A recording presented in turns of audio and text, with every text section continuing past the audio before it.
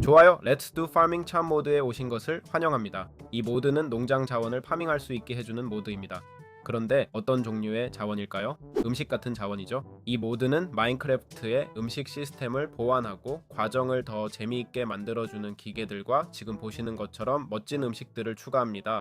확실히 한번 살펴볼 가치가 있는 모드입니다. 그럼 어떻게 얻을 수 있을까요? 우선 이것을 얻으려면 Let's do farming charm으로 가야 합니다. 보시다시피 250만 명의 사용자가 있습니다.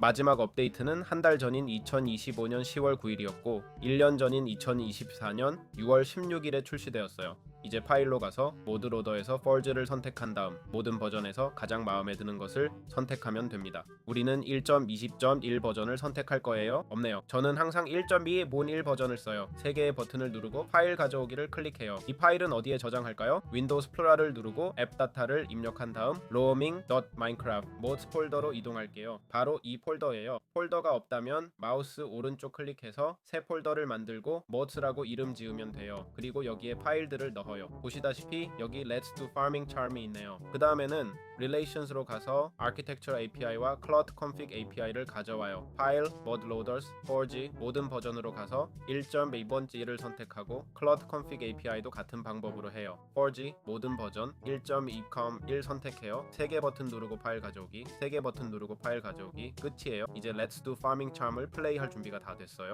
좋아요. 마인크래프트에서 Let's do farming charm으로 야생 작물을 어떻게 얻거나 찾을 수 있을까요? 기본적으로 이 모드는 마인크래프트의 특정 바이옴에 나타나는 다양한 야생 작물 변종을 추가합니다. 첫 번째는 옥수수와 토마토인데 여기 있는 이 토마토와 옥수수는 기본적으로 평원, 사바나 그리고 황무지에 나타납니다. 다음은 귀리인데 이것은 중간지대와 타익에 나타납니다. 그 다음 보리가 있는데 이것은 강가, 평원, 사바나 그리고 해바라기 평원에 나타납니다. 그리고 당근, 감자, 사탕무도 있는데 이런 작물들은 평원, 해바라기 평원, 늪지대, 중간지대, 숲, 타이가, 강가 등 거의 모든 곳에 나타납니다. 그리고 이런 작물들을 야생 상태로 발견할 수 있습니다. 그리고 상추도 있습니다. 이 상추는 보시다시피 심었을 때 이렇게 생겼지만 야생에서는 이렇게 생겼고 양파와 함께 발견할 수 있어요. 이렇게 생긴 거죠. 양파는 이렇게 생겼고 재배하면 이렇게 보여요. 알겠죠? 이것들은 이전 것들과 같은 생물 군계, 즉 거의 모든 곳에서 발견됩니다. 그 다음은 딸기, 여기 있는 이 아이템이에요. 제 기억이 맞다면 여기서 재배했어요.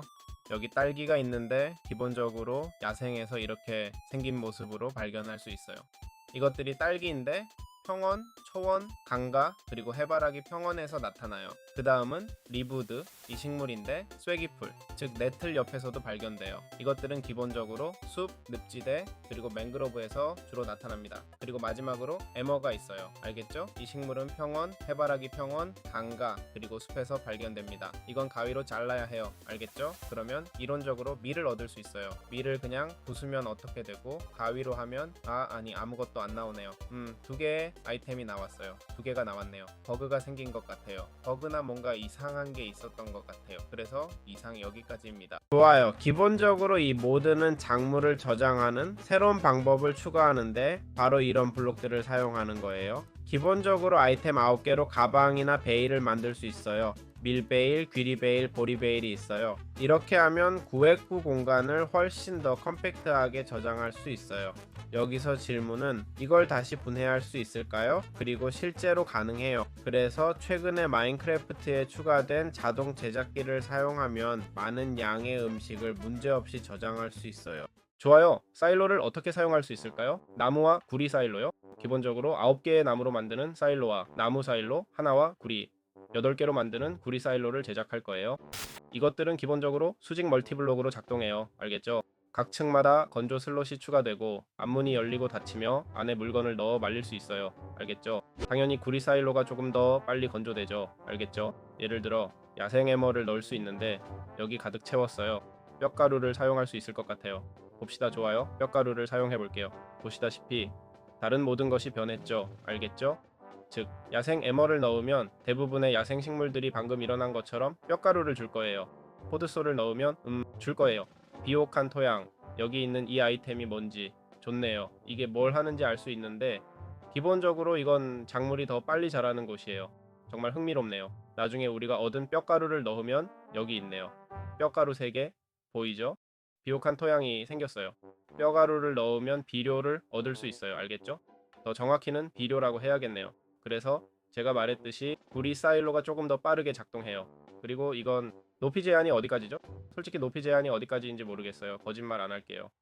제한이 있는지 없는지도 모르겠네요. 아, 보세요. 저기서 제한을 확인했어요. 제한은 9개네요.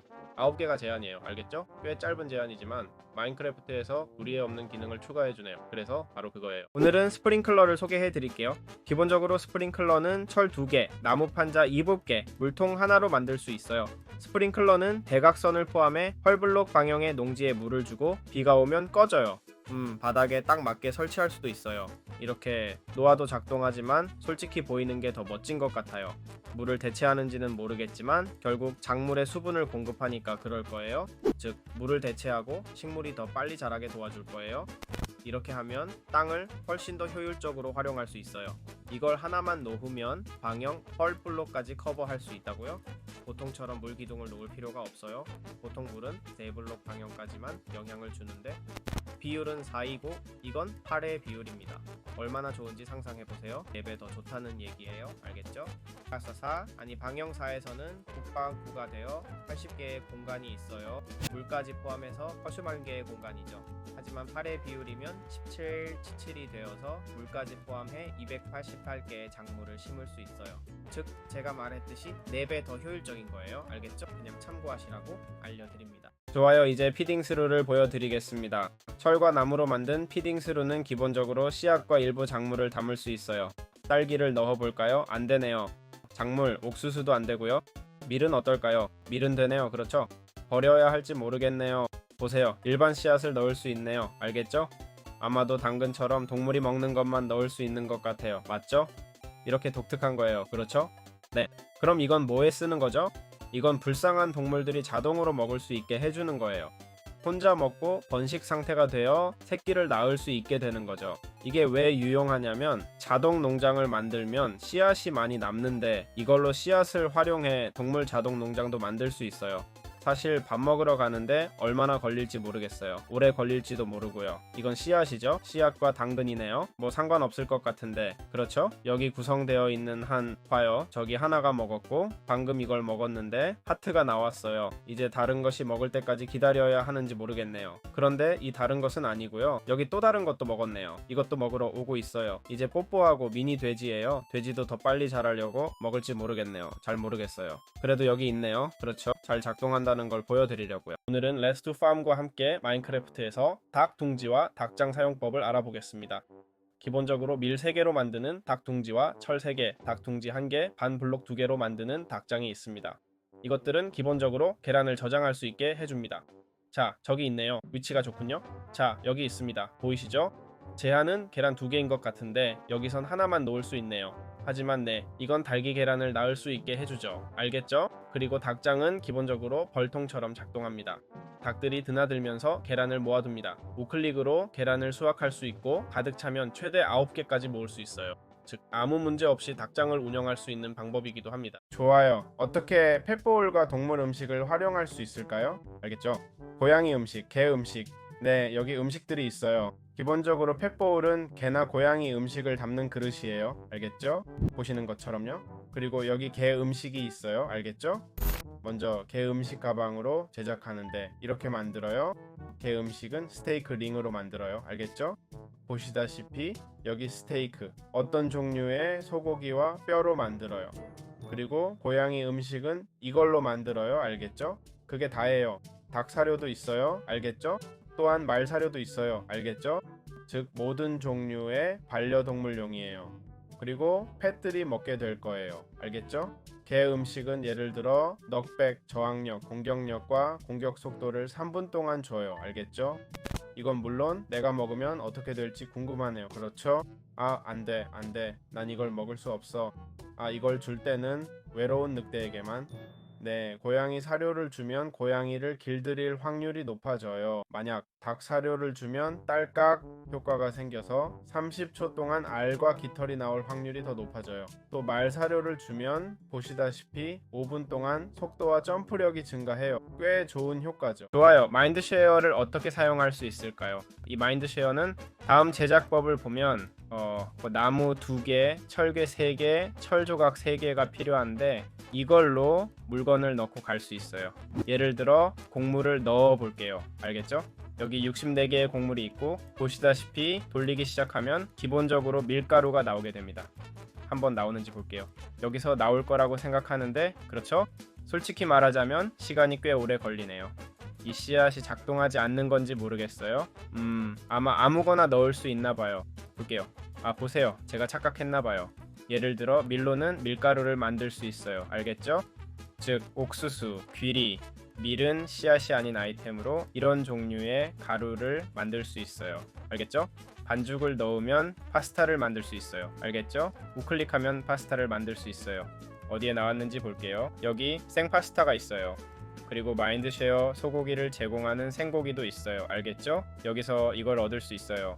양고기 혹이나 다른 것도 얻을 수 있어요. 닭고기 부위나 베이컨 같은 닭의 여러 부분도요. 알겠죠? 좋아요.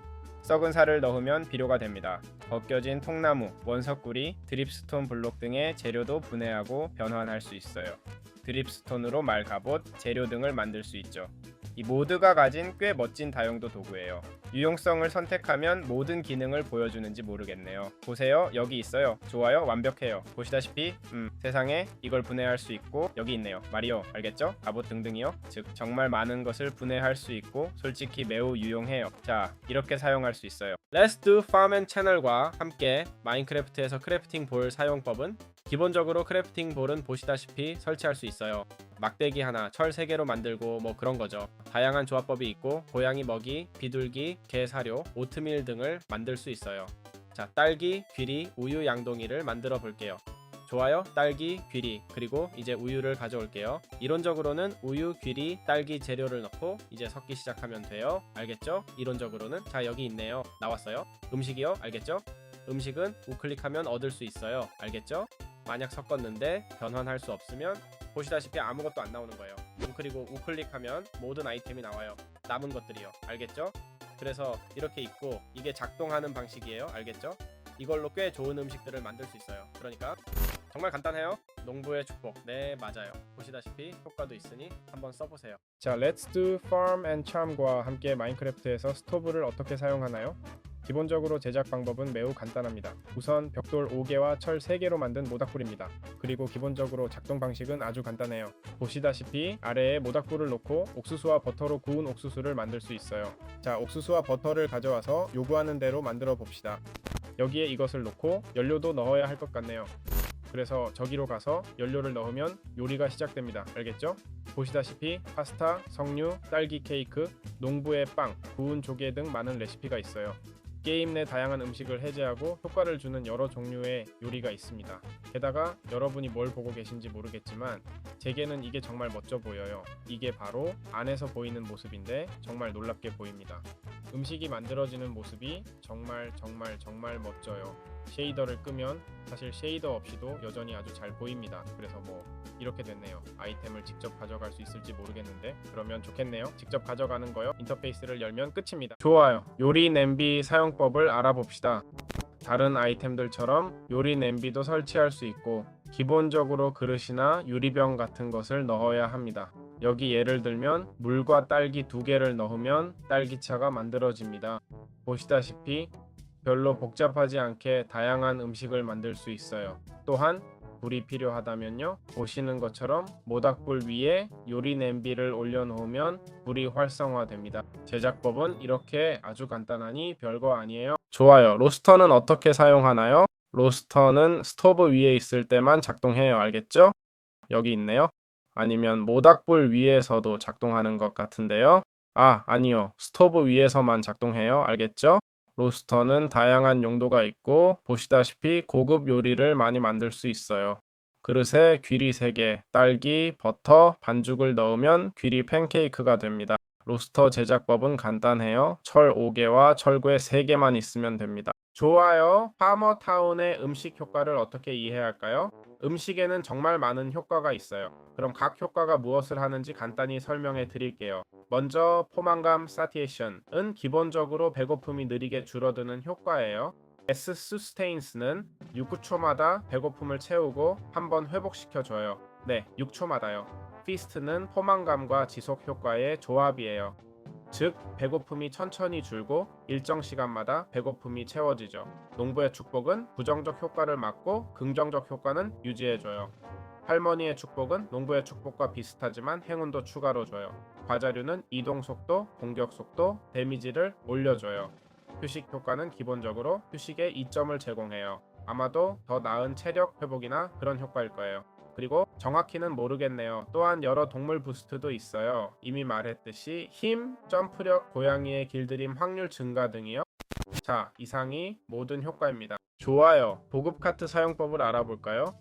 기본적으로 보급 카트는 물건을 보관할 수 있는 아이템이에요. 보시다시피 문제없이 가지고 다닐 수 있어요. 정말 유용한 아이템이고 이건 그냥 물건을 저장하는 방법이죠. 여기서 궁금한 건 TNT가 근처에서 폭발하면 어떻게 되는지예요. 그럼 한번 해볼게요. Summon TNT 명령어를 써볼게요. 폭발했는데 아무 일도 없는 것 같네요. 아이템이 사라지지 않은 것 같아요. 약간 버그가 있지만 적어도 아이템은 안 사라졌어요. 즉 파괴되지 않는다는 거죠. 보급 카트 제작법은 다름 아닌 여기 상자 하나, 철 2개, 나무 판자 2개, 반 블록 3개예요. 이렇게 간단합니다. 자, 갈퀴는 어떻게 작동하나요? 갈퀴는 괭이처럼 작동하죠. 알겠죠? 제작법은 막대기 2개와 철덩어리입니다. 삼지창 모양인데 비옥한 토양에 사용하면 대량으로 비료를 줄 수 있어요. 알겠죠? 제가 여기에 놓고 사용하면 잠시만요. 죄송합니다. 비옥한 토양을 가져와서 우클릭하면 주변을 더 넓게 비료를 줄 수 있어요. 알겠죠? 그래서 이것이 이 도구의 용도예요. 이건 기본적으로 괭이입니다. 좋아요. 비료와 비료 토양을 만들고 사용하는 방법을 알아볼게요. 이 두 가지입니다. 그리고 작동 방식이죠. 기본적으로 사일로에서 뼈가루나 썩은 살을 말려서 비료를 얻을 수 있어요. 비료 토양은 같은 방식으로 만드는데 기본적으로 화분 흙을 넣으면 됩니다. 이 아이템들은 성장을 가속화하고 자동으로 성장하게 할 수도 있어요. 즉 뼈가루 효과가 자동으로 적용된다는 거죠. 짜잔!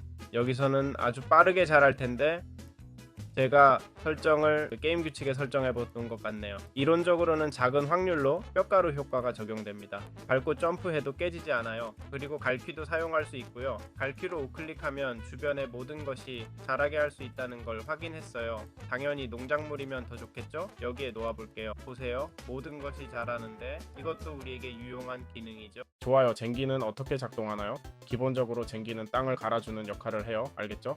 보시다시피 제가 모든 흙을 갈고 있어요. 그렇죠? 그리고 저는 특히 높이 차이가 있을 때는 약간 버그가 있어요. 알겠죠? 예를 들면 물에서요. 하지만 기본적으로 땅을 갈 수 있게 해주죠. 알겠죠?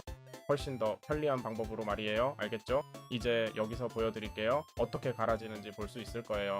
사실 풀은 제거하지 않아서 약간 불편할 수 있지만 그래도 유용하죠. 알겠죠? 정말 멋져요.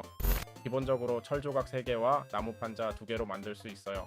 제 생각에는 너무 싼 것 같아요. 이게 괭이보다 싸다니 무제한으로 사용할 수 있는데 조금 더 비싸게 만들어야 할 것 같아요. 너무 과하게. 너무 밸런스가 깨진 것 같아요. 하지만 동시에 마인크래프트에 수레나 이런 것들이 있으면 좋을 텐데 왜 이런 아이템을 추가하지 않는지 모르겠어요. 자, 여기 있네요. 보세요. 얼마나 많은 땅을 아무것도 소모하지 않고 순식간에 갈았는지 알겠죠? 자, 갈퀴는 어떻게 작동하나요? 갈퀴는 괭이처럼 작동하죠. 알겠죠? 제작법은 막대기 2개와 철덩어리입니다. 삼지창 모양인데 기본적으로 비옥한 토양에 사용하면 대량 비료 효과가 생기죠. 알겠죠? 제가 여기에 놓고 그리고 사용하면 잠시만요. 죄송합니다. 비옥한 토양을 들고 우클릭하면 주변을 더 넓게 비료를 줄 수 있어요. 알겠죠? 그래서 이것의 용도는 이건 기본적으로 괭이입니다.